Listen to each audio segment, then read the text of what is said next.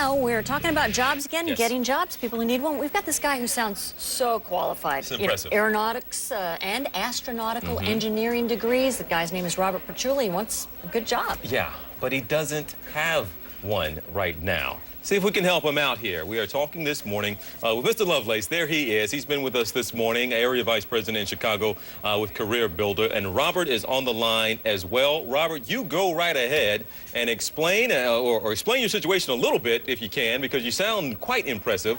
But please ask your question directly to Mr. Lovelace here. Well, thank you.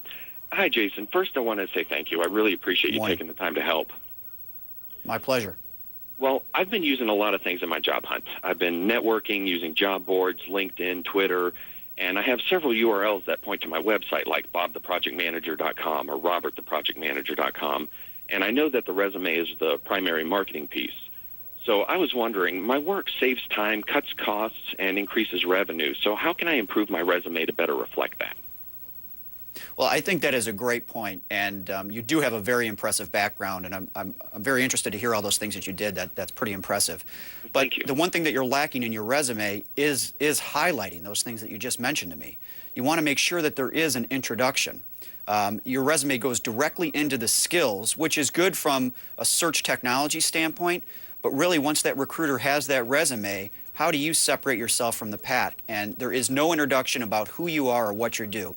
Put yourself in a recruiter's, from a recruiter's standpoint and think, who are you and how are you going to impact that business? Those are things they want to hear, and those are things that's going to grab their attention. The other thing I noticed about your resume is you have one position on the entire first page. So that can become a little lengthy.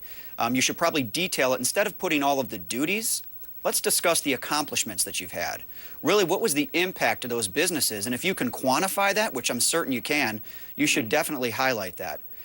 The other thing I thought was very impressive on your resume is it looks like you have a lot of leadership experience.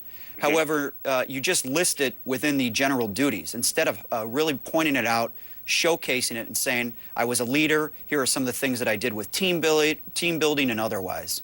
And then finally, I'm certain you probably have some great transferable skills, and there should be a separate area to talk about that, because if you're willing to be flexible with many employers, they want to know about that flexibility. Beautiful. That sounds like great advice. Thank you. All right, Robert, good luck to Great. you. And Jason Lovelace, some great advice for all of us. Thank you. Thank you. Continue to do this. Jason, we appreciate you. Continue to do this every Saturday morning. Continue to send us your resumes.